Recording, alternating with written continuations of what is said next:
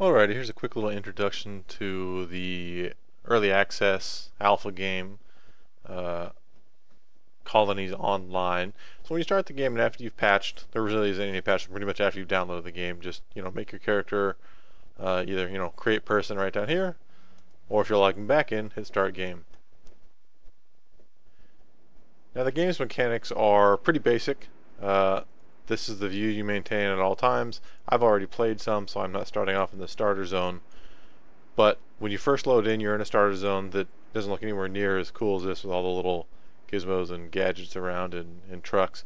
The only thing confusing about the starter zone is the navigation. So it's a little hard to see because you can't zoom in on the map. But in your starter zone, you'll run around and you'll bump into lairs, which look a lot like hives in the Zerg from StarCraft. So you kill a few things, and on the map, you'll notice that you have your character name. Mine is Vavoom, and then right behind that, the second block which immediately overlaps it is the outpost Delta. So on your map there'll be, when you want to navigate to Delta after you've messed around for a little bit, you'll want to see the white dot and just head in that direction. And since you can't zoom in, it's pretty hard to see if you're moving in the right direction or not. You can navigate with north, south, east, and west, but the navigation's kind of poor. But for those of you that are trying to figure out where to go when you first log in, just press M, look at your map, and make your way towards the point that is not blue, that is not you. Again, mechanics are pretty basic. WASD, you can also use the arrow keys. When you're in non-combat mode, you have a free mouse, so you can look at your character screen, your inventory, your ILU inventory, settings, which consists of logout and exit. And to enter combat mode, press tab. And as you see, you've got a little laser sight. You can shoot around, and you'll auto reload. After a second or two, you can click again, and you'll reload. However, you can reload much faster if you do it manually. So if you're spacing out, drinking or watching a movie, shooting at stuff, spam clicking will reload, so you don't have to use your other hand to, press R. But you can also do it faster if you do it with the other hand. What's going on in the game right now? There's not that much going on. There is farming, where you go find a lair, shoot it, and leave. Here we go. Here's an example. Here's a lair. Got something to kill. Start chipping the lair down. It'll continuously spawn little enemies to attack you.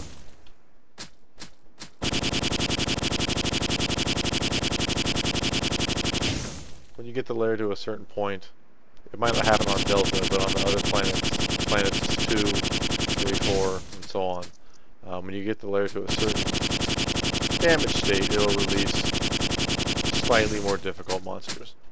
With the right weapon, they're not difficult at all. They're just there. And once you've killed the lair, so here we go, Swarmer Guardian, slightly more difficult monster, and it gives you a little bit better loot. Now, you automatically loot in the game, you don't have to run up and pick anything up.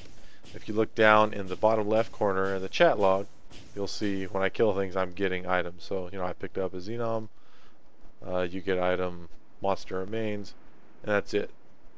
You can switch back to your inventory, look at them, this is Xenom, these are monster remains, here's your gold amount, here's your loot space, got 19 free bags of 32, pretty standard, pretty easy to pick up.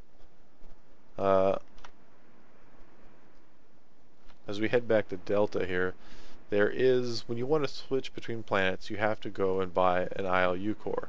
I forgot what ILU stands for, but more or less you have to spend a little bit of money, like a gold 10, or an un-10 sin, or whatever the hell that is, and just equip one. And you can use that to deploy wherever you want to go. You can go to whatever planet, whatever landing zone. It doesn't get consumed when you use it.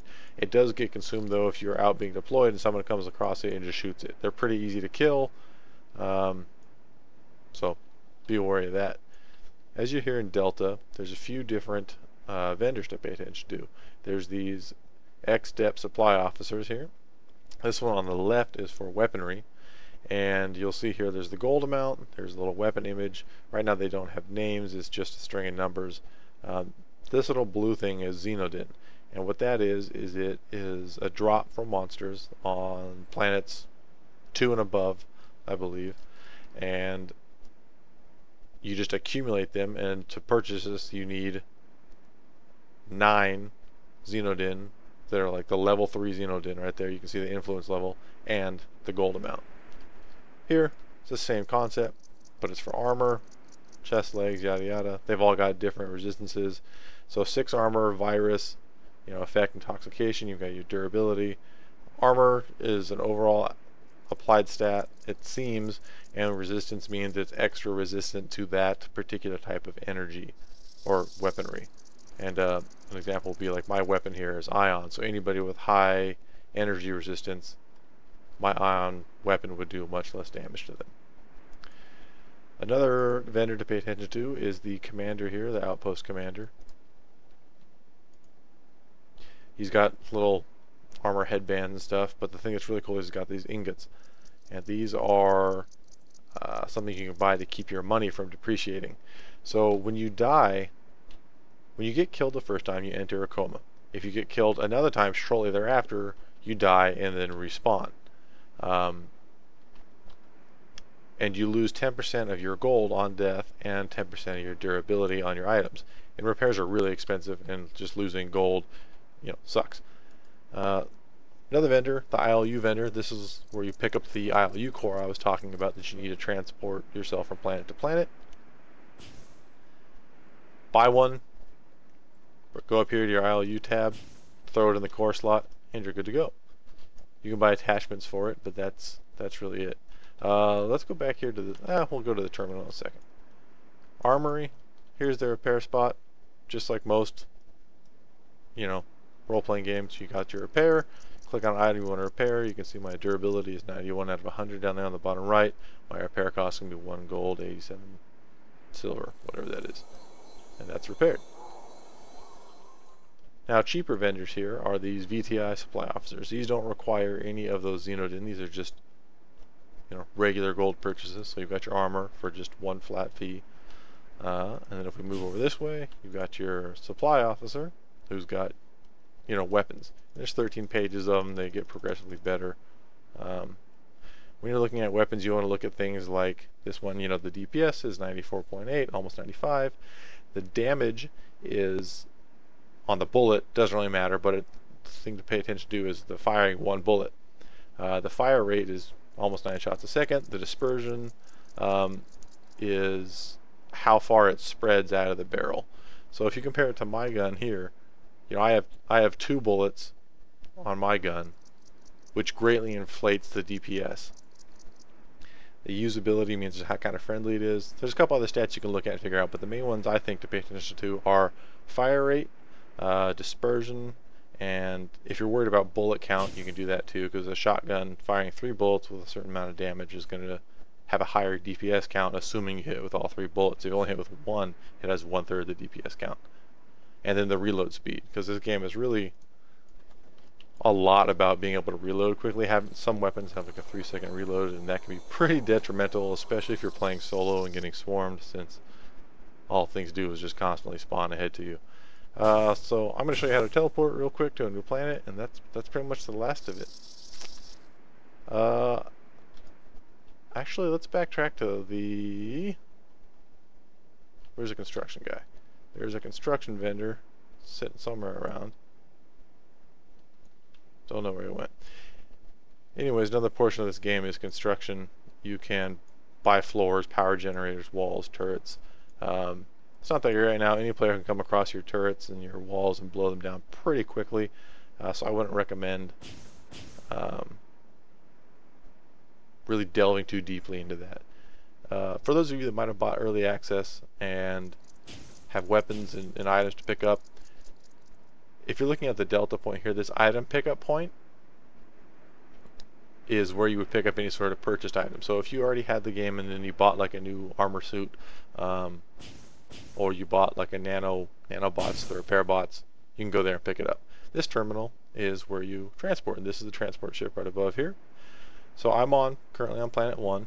I'm in squad, or in grid GC. If I want to go to planet 2, I go to planet 2, select whatever grid I want to go to. Let's see if I can find one that's grayed out. Okay, no, there's not. Sometimes you'll see a grid that you can't go to, and that's because all the ILU stations are currently being used and there's no room for you to deploy to that grid. So we'll go to planet 2 and we'll look at HC. We can hit transfer. It'll charge me 1 gold, 50 silver, or whatever, sin, and then I'm here. It's important to make sure you have enough to get back, because if you don't, you get screwed. And look, there's buildings. Amazing. So here's someone's building they've slaved hours away on, and I just happened upon it, and I can start shooting. And that's just how that works.